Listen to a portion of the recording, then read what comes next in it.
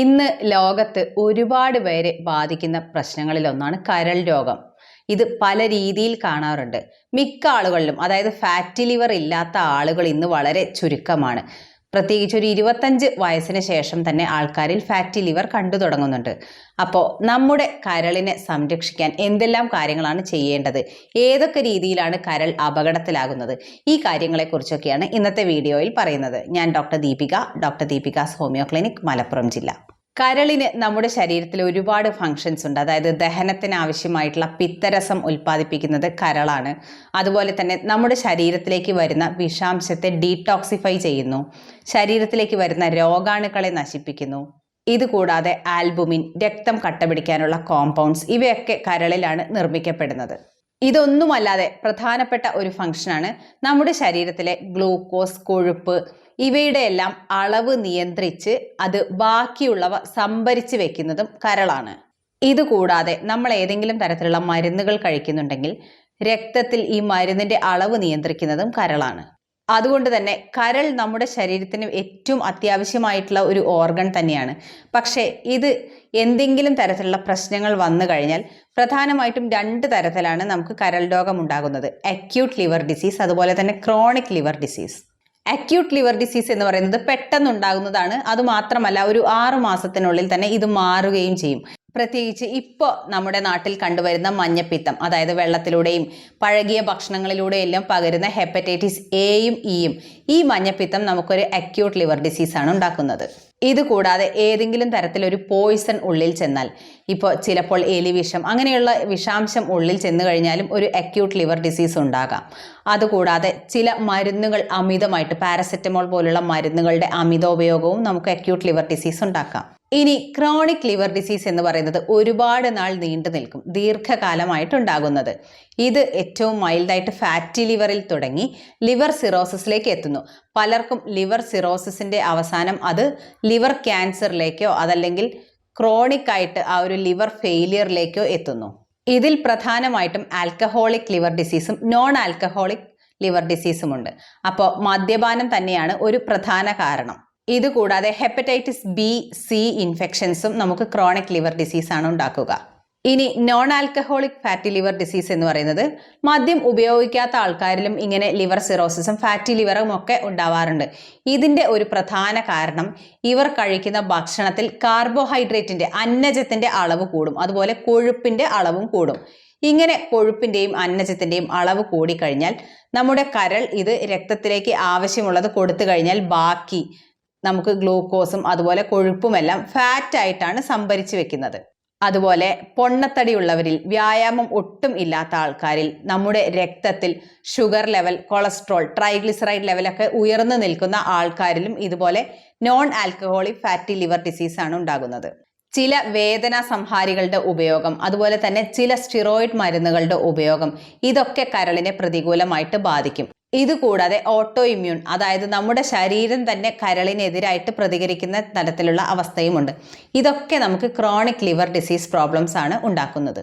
ഇനി കരൾ രോഗത്തിന്റെ ലക്ഷണങ്ങൾ എന്തൊക്കെയാണെന്ന് നോക്കാം. ഇതേക്കുറിച്ചൊരു വീഡിയോ ഞാൻ ഡീറ്റെയിൽ ആയിട്ട് മുൻപ് ചെയ്തിട്ടുണ്ട്. അതിൻ്റെ ലിങ്ക് ഞാൻ മുകളിൽ കൊടുക്കാം, അതുപോലെ തന്നെ താഴെ ഡിസ്ക്രിപ്ഷനിലും കൊടുക്കാം. എന്നിരുന്നാലും പൊതുവെ തുടക്കത്തിൽ കരൾ രോഗം പ്രത്യേകിച്ച് ലക്ഷണങ്ങളൊന്നും കാണിക്കില്ല. അതായത് നമ്മൾ ശ്രദ്ധിക്കുന്ന തരത്തിലുള്ള ലക്ഷണങ്ങളൊന്നും കാണിക്കില്ല. പൊതുവേ നമുക്ക് അനുഭവപ്പെടുന്ന ക്ഷീണം, വിശപ്പില്ലായ്മ, ഇങ്ങനെയൊക്കെയാണ് തുടക്കത്തിൽ കണ്ടുവരിക. അതുപോലെ ഗ്യാസിൻ്റെ ദഹന പ്രശ്നങ്ങൾ, എപ്പോഴും വയറിൽ ഗ്യാസ് നിറഞ്ഞതുപോലെയുള്ള ബുദ്ധിമുട്ട്, ഇതൊരിക്കലും നമ്മളൊരു കരൾ രോഗത്തെക്കുറിച്ച് ചിന്തിക്കാൻ ഇടവരുത്തില്ല. ഇതുകൂടാതെ പലർക്കും ദേഹത്ത്, പ്രത്യേകിച്ച് മുഖത്ത് ഈ ഭാഗത്തൊക്കെ ഇങ്ങനെ കറുത്ത പാടുകൾ വരും. ഇതും നമ്മൾ കരിമംഗല്യം എന്ന ഗണത്തിലേക്കായിരിക്കും കൂട്ടുക. അതൊരിക്കലും നമ്മളൊരു കരൾ രോഗ ലക്ഷണമായിട്ട് കണക്കാക്കാറില്ല. എന്നാൽ ഇതിൽ കൂടുതലായി മഞ്ഞപ്പിത്തം വരിക, അതല്ലെങ്കിൽ ദേഹത്ത് നന്നായിട്ട് ചൊറിച്ചിൽ വരിക, കൈകളിലും കാലുകളിലും ഒക്കെ പെട്ടെന്ന് നീര് വെക്കുക, വയറിൽ നീര് വെക്കുക, ഇങ്ങനെയുള്ള ഗുരുതര ലക്ഷണങ്ങൾ കാണുമ്പോഴാണ് നമ്മളെപ്പോഴും ഒരു കരൾ രോഗമാണോ എന്ന് ചിന്തിച്ച് ചികിത്സ തേടുന്നതും നമ്മൾ ആ ഒരു കരൾ രോഗത്തെ തിരിച്ചറിയുന്നതും. മഞ്ഞപ്പിത്തം പലപ്പോഴും ഒരു രോഗമല്ല, മറിച്ച് രോഗലക്ഷണം മാത്രമായിട്ടും കാണാം. അതായത് ഇനി ഹെപ്പറ്റൈറ്റിസ് എ, ഇ ഇൻഫെക്ഷൻ വരുമ്പോഴാണ് നമുക്കതൊരു മഞ്ഞപ്പിത്തം എന്ന രീതിയിൽ കൺസിഡർ ചെയ്യാറുള്ളത്. എന്നാൽ ക്രോണിക് ലിവർ ഡിസീസ്, അതല്ലെങ്കിൽ ലിവർ സിറോസിസ്, ഇങ്ങനെയുള്ള കാര്യങ്ങളിലൊക്കെ മഞ്ഞപ്പിത്തം ഒരു രോഗലക്ഷണം മാത്രമാണ്. അപ്പോൾ മഞ്ഞപ്പിത്തം എന്ന ലക്ഷണം കണ്ട് ഇതിന് ഒറ്റമൂലിയിലേക്ക് പോകുന്നവർ ഈ ഒരു കാര്യം പ്രത്യേകം ശ്രദ്ധിക്കണം. എല്ലാവരും അറിഞ്ഞിരിക്കേണ്ട ഒരു കാര്യമാണ്. കാരണം മഞ്ഞപ്പിത്തം എപ്പോഴും ഒരു അസുഖം മാത്രമല്ല, രോഗലക്ഷണം കൂടിയായിട്ട് വരാം. അതുകൊണ്ട് തന്നെ ആ ഒരു ഒറ്റമൂലിയിലേക്കൊക്കെ പോകുമ്പോൾ അതിന് പിറകിലുള്ള അസുഖത്തെ നിങ്ങൾ തിരിച്ചറിയാതെ പോകരുത്. ഇന്ന് കരൾ രോഗം കണ്ടുപിടിക്കാനായിട്ട് നമുക്ക് ബ്ലഡ് ടെസ്റ്റുകളുണ്ട്. USG, അതുപോലെ fibro scan, CT scan, MRI, ഇതൊക്കെ വഴി നമുക്ക് നമ്മുടെ കരൾ രോഗത്തെക്കുറിച്ച് ഡീറ്റെയിൽ ആയിട്ട് അറിയാൻ കഴിയും. കരൾ രോഗം തുടക്കത്തിൽ തന്നെയാണെങ്കിൽ നമുക്ക് ചികിത്സ കൊണ്ട് തന്നെ മാറ്റാനാവും. ഇതോടൊപ്പം തന്നെ നിങ്ങൾ ശ്രദ്ധിക്കേണ്ട കുറച്ച് കാര്യങ്ങളുണ്ട്. അതായത് മദ്യപാനം പൂർണ്ണമായിട്ട് ഒഴിവാക്കണം. അതുപോലെ തന്നെ സ്മോക്കിംഗ്, അതുപോലെ മയക്കുമരുന്നിൻ്റെ ഉപയോഗം, ഇങ്ങനെ എന്തെങ്കിലും ദുശീലങ്ങൾ ഉണ്ടെങ്കിൽ അത് പൂർണ്ണമായിട്ടും ഒഴിവാക്കണം. ഇത് കൂടാതെ കഴിക്കുന്ന ഭക്ഷണത്തിൽ കാർബോഹൈഡ്രേറ്റിൻ്റെ അളവ് കുറയ്ക്കണം. അതുപോലെ മധുരം പാടെ ഒഴിവാക്കണം. ഇത് കൂടാതെ കൊഴുപ്പ്, കരിച്ചതും പൊരിച്ചതുമായിട്ടുള്ള ആഹാരങ്ങളും ഒഴിവാക്കണം. ഇതല്ലാതെ ദിവസേന ഒരു അരമണിക്കൂറെങ്കിലും വ്യായാമം ചെയ്യണം. ഈ മദ്യപാനം പോലെ തന്നെ അപകടം ചെയ്യുന്ന ഒന്നാണ് അനാവശ്യമായിട്ടുള്ള മരുന്നുകളുടെ ഉപയോഗം. അനാവശ്യമായിട്ട് വേദനാ സംഹാരികൾ കഴിക്കുന്ന ഒരുപാട് പേര് ഇന്നുണ്ട്. അപ്പോൾ ഈ ഒരു രീതി നിങ്ങൾ പൂർണ്ണമായിട്ടും ഒഴിവാക്കണം. എന്ത് കാര്യത്തിനാണെങ്കിലും ഡോക്ടറെ കാണിച്ച് മാത്രമേ മരുന്നുകൾ എടുക്കാവൂ. അതുപോലെ വ്യായാമം എന്ന് പറയുന്നത് നിങ്ങളുടെ ജീവിതത്തിനെ തന്നെ ഒരു ഭാഗമായിട്ട് കാണണം.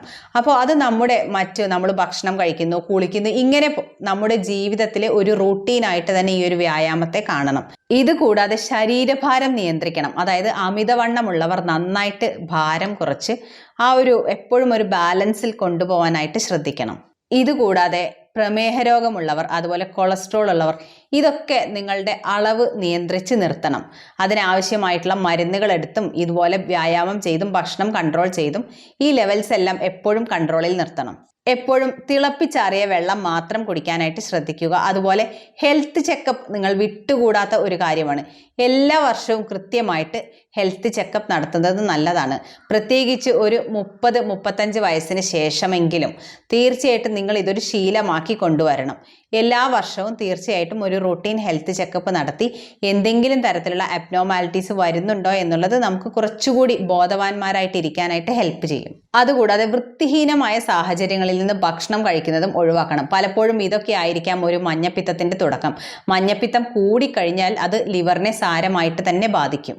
അപ്പോൾ ഈ വർഷത്തെ കരൾ ദിന സന്ദേശം നമുക്ക് കുറച്ചുകൂടി സീരിയസ് ആയിട്ട് എടുക്കാം. അതായത് B vigilant, get regular liver check-ups and prevent fatty liver disease. ഇതാണ് ഈ വർഷത്തെ കരൾ ദിന സന്ദേശം.